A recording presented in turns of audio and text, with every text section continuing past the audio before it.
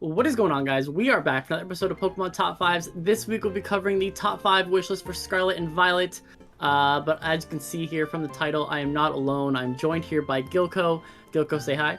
Hello, I'm glad to be here. Yeah, and of course, as always, guys, this list is 100% opinionated. It is not just based off of things that have been confirmed. It's just a general wish list for stuff, so not everything is going to be in the game or that we're expecting to be in the game. It's just things that we just kind of want to see in general. So we basically split up the list equally, so part 1 is over here and part 2 is over on Gilko's channel.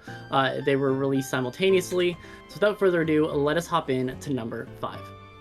Number 5.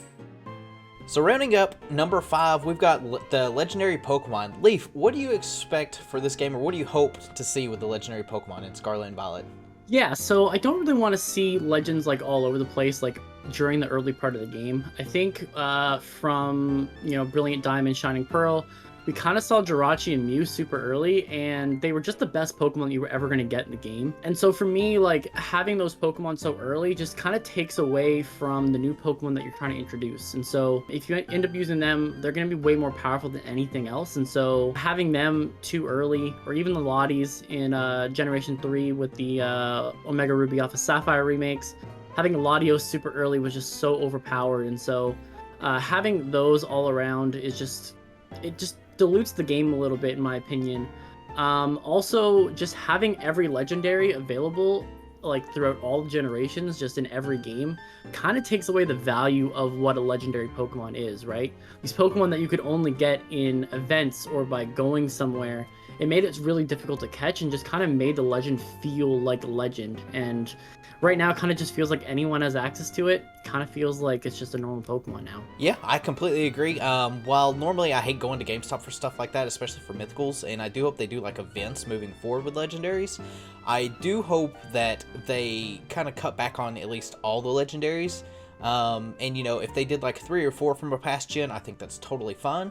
But when you're sitting here like with the raid dens and you've got like all of them available, it's kind of like what you're saying, they, lose a little bit of their value. Number 4.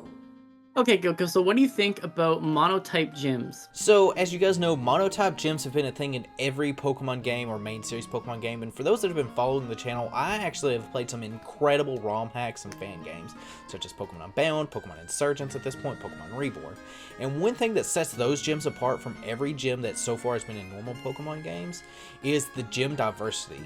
In normal games, which you've already seen it kind of, and hopefully they'll be willing to change later on, is gyms are all monotype, which means you can take one Pokemon and steamroll the entire gym. When you have stuff like a sand team, for instance, it kind of stops that, and it makes you have to think a little harder and a little bit outside the box. When someone plays Pokemon, a lot of times their go-to is, all right, I click one attack move and that's it.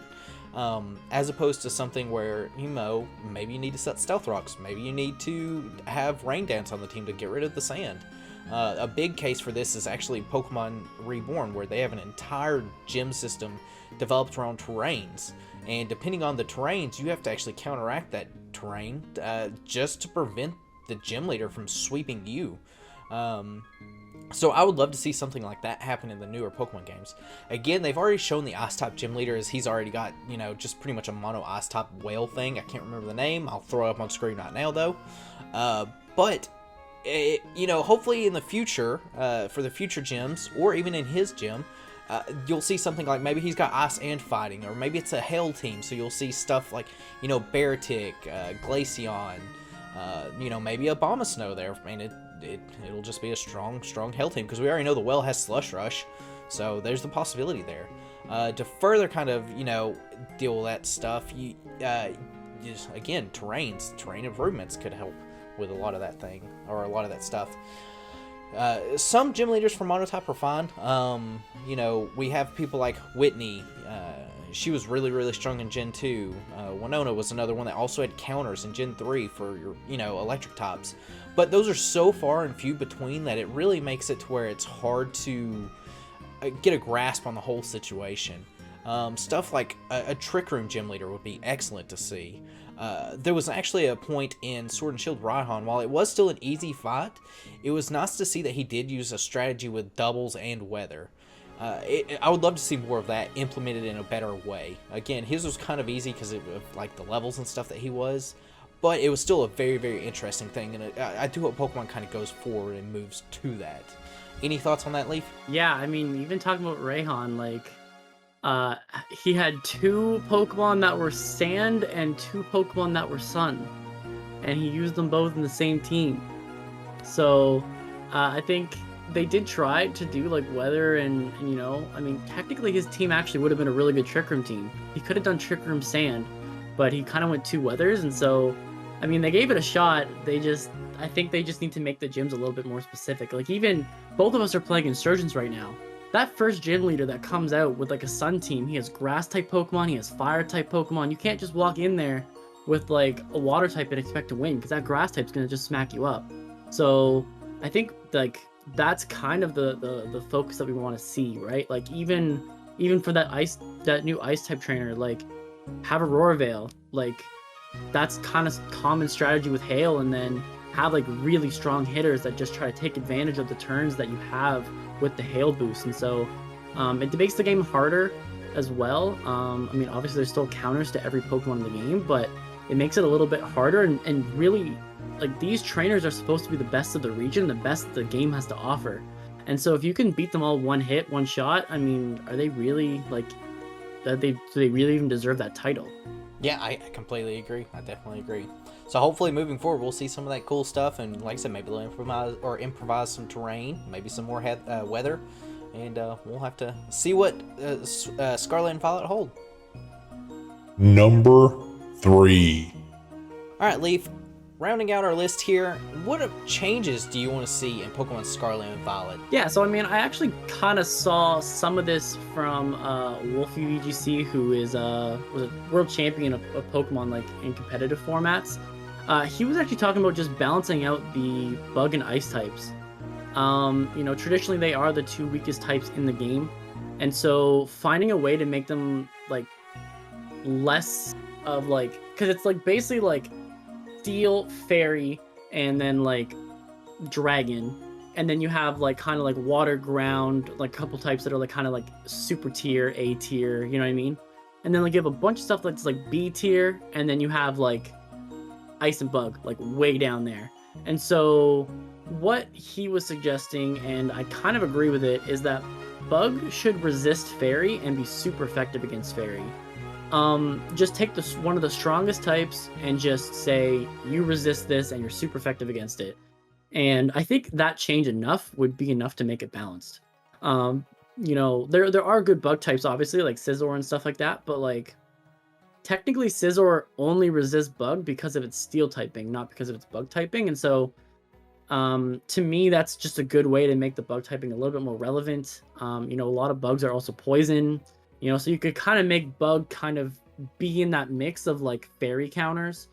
It would also bring down Fairy a little bit too, because I think it's still like probably the most dominant typing. And then the other one that just is more of a logical point, why doesn't Ice resist Water?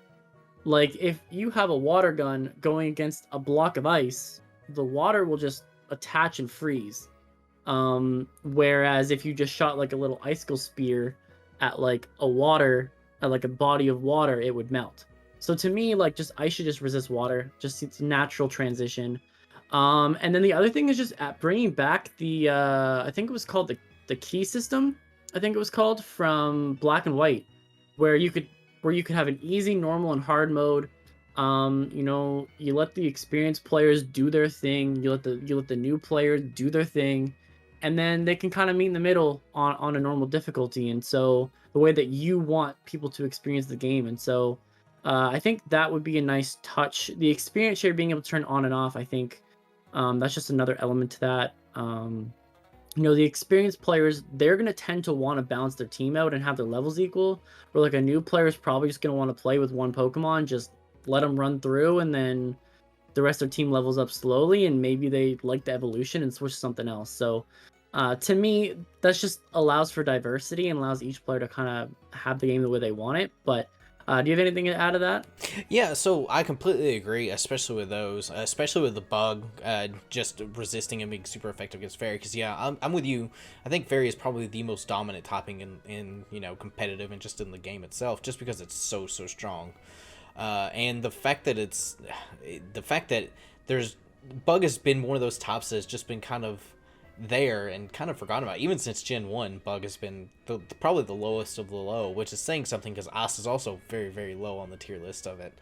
To top that off, I would love to see a difficulty modifier, kind of like the key system. Don't make you get keys, just beginning of the game pop up, do you want to play easy, normal, hard, and give a small brief description of kind of what each one of them is. We see ROM hacks do it now. If people that do ROM hacks and fan games are able to do it, I don't see why a small indie company such as Pokemon is not able to do it. Yeah, that's all I got really to add to it. Number 2. All right, Gilko. So we know that Pokemon has started introducing DLC and other things to kind of boost the longevity of the game. But what are some things that you want to see differently? Alright, so as you guys know, they have been introducing some DLC, and I think that's actually a really good place to start. I do hope that they end up incorporating more into the main game, of course, like the main post game, but I do like the idea that they are going towards, as long as it's not too expensive. I think the Sword and Shield DLC itself, the Isle of Armor, was definitely probably supposed to be in the main game, but the Crown Tundra was actually a really fun experience, and while it was a bit pricey for what it was, if they had lowered it down to like $10 for that one, I think it would have been way better. That being said, the main post game of the game can always use some work. Since really probably Gen 2, the post games have been almost non-existent. They have added some ideas, and some things were really great, but to be taken out almost the next game after, and to talk about that, the Battle Frontier. I would love to see the Battle Frontier, coming out. We talked about it earlier, and one thing that I would like to see, just from the change standpoint of the Battle Frontier, is it gave you that sense of accomplishment because the battles were very hard, and there was no over-leveling. You had to actually use skill. Not everybody could beat it. You actually had to go in there and practice, form a strategy, and be like, alright, what am I going to do for these type of things? Because there's times when you're going up against, like the Battle Tower, you might have to do 50 wins in a row with, 3 Pokemon. And that's all you get, and you're not going to be able to have top coverage for like every one of those Pokemon that you see. So it would be nice to see a return to it. They're almost like gym battles in a way, because you get the badges and everything, but to actually earn one, I remember the very first time I actually got to one, and I lost. I was so defeated with it because I was like, I don't know what to expect. And I remember I was like one turn away from winning. I ended up beating it like after I went through it, and I ended up getting all the badges. But my point stands is it was such a great thing. The other thing that would be really nice to see is a secondary region. I think it's the something Peninsula over in Spain. It actually borders France, and as you guys know, Kalos, a Gen 6 game, would technically be the border of this game. And you actually can see it in the top part of the map, a little clouded area. And I would love to see that actually connect to Kalos and us go to Kalos in some capacity.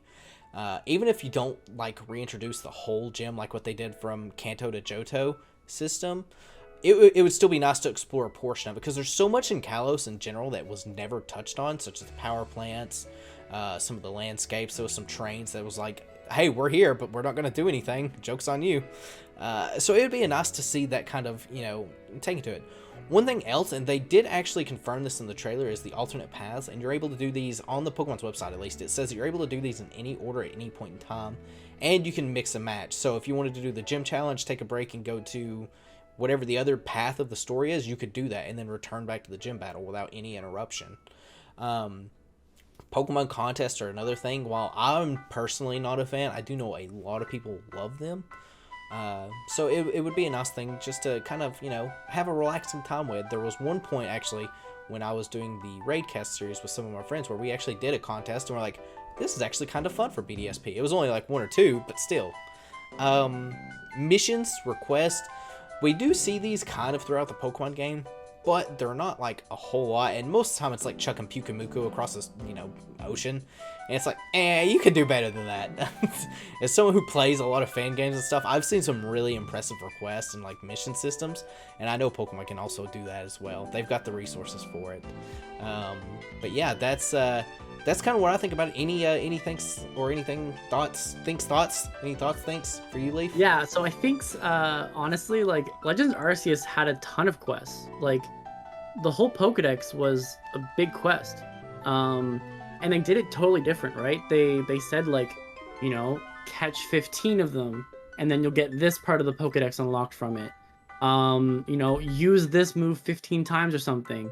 Like it was a way to, and then they gave you a ranking system and level up system for it. And so just little things like that, I remember like in the city, there was like this little area, like this little kid was getting kidnapped by like a Drifloon. You need to like go and find where the Drifloon was. Like it's stuff like that. Like some of them don't have to be like crazy complicated, but the ones where it's like, hey, go find me this Pokemon in this like random spot, like the far end of the map, and then come back to me and I got a reward for you. Like stuff like that. Like if you're someone who's a completionist, like you're absolutely going to do that quest. Like you're stopping everything you're doing in the middle of the game and you're like, yep, I'm going there right now. So to me, like stuff like that, just gives the player variety. Same thing with the contest, right? Like, yes, like for me, like I probably won't play the Pokemon contest, but like they have whole segments of dedicated to it in the anime and other things, and maybe that's what actually got people into Pokemon in the first place. It was never battling, it was, can I dress up the Pokemon and have them do really like cool things with the moves that they kind of like coordinate together. Not everything's about battling with Pokemon. I think, Pokemon has always thrived on them saying like, we want to be inclusive, we want to, it's all about making friends and doing stuff like that. And so if you have a different way than battling, why not have it in the game for everyone to kind of play? Yeah, I completely agree. So hopefully we'll see that. Like I said, I think they are making strides towards it, but I guess time will tell. Number 1. All right, Leaf, what do you expect for the gimmick of these games? Yeah, so I mean, we've already kind of got the announcement. We have the Tesserol, that's what they're calling it, words. So they can only be activated once per battle, which is very similar to like Z moves and Mega Evolution and stuff, or Dynamaxing for that matter. Every Pokemon can Tesserolize, and each Pokemon has a Terra type. So it kind of sounds like it's a combination. So every Pokemon being able to do it is a lot more similar to Z moves and Dynamaxing. And when you have your own Terra type, it kind of sounds like some Pokemon might change typings like Mega Evolution did. A lot of them stay the same, but you have like Gyarados that like became a Dark type and different things like that. Terra types vary by Pokemon. So one Eevee you could have could be a normal type and the other could be a flying type. So we do know that orbs are involved in this and that the orb will determine what type you go into. We also know that it also will add typing more or less. So you can basically get stab typing on 3 different typings. So you'll have your 2 normal stabs if you have a dual type Pokemon, plus the orb will give you another stab. And so what we're thinking here is that this is going to be just like, they're trying to really get you into like 3 type stabs, which I mean, most Pokemon have, their 2 stab moves, a coverage move. The fact that coverage move is now stab is going to balance everything out in terms of the power of the moves across the board. We might end up seeing some sort of other buff with it as well, like maybe it is a little bit stronger like a Z move, but I think they really have gone back to just trying to make the game as balanced as possible. It looks like that's what their goal is anyways. Dynamaxing, kind of took over the whole generation, and so where Z moves kind of just fit into the flow of the battle mechanics a little better. And so I think we're going to see some, like, as we see it develop and as we see more gameplay, more footage, I think what we're going to see is it more kind of be a combination of Z moves and Mega Evolution, especially with Mega Evolution being in Kalos and it being right beside it. You would think that the cultures are similar enough that, they would have the same thing. They call it different and there'd be different elements to it, but it's going to be more or less kind of the same concept. We saw that crystallization go over them. They do have, like, I don't know if it's actually like them all changing form, but like The normal type Persian had like a diamond on its head. The water type starter that we saw in Quaxley, it did have like a fountain almost on its head. I don't know if that's just showing the typing or showing its form, but either way, it's kind of a combination of the two. And I think as a mechanic, I think what they saw like competitively kind of forced them into this direction, and so hopefully it'll be more balanced, hopefully a little bit more neutral. Z moves, gems from Gen 5 and 7 were both very good. Even Mega Evolution, the only thing with the knock with Mega Evolution was actually that not every Pokemon got it, and so it just made certain Pokemon be used all the time, whereas Z moves kind of allowed everyone to get used, and I think they're going to want to do that again. So yeah, to me that's the gimmick. What do you have? So about the gimmick, I actually really like it at this point in time. I like the mechanic behind it. Getting super stab is what I'm calling it. The one thing I don't like is the hats. The hats are very dumb.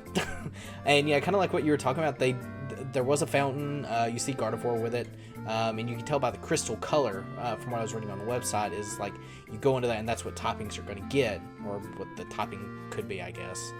I am really, really excited for it. I do think it's going to make a lot of things more balanced. You're going to get triple stab, and kind of what we were talking about, a little peek behind the curtains. We were talking about it in Discord of like some of this crazy stuff you could do with like adaptability. Is that going to increase with it as well? I think there's a lot of potential here.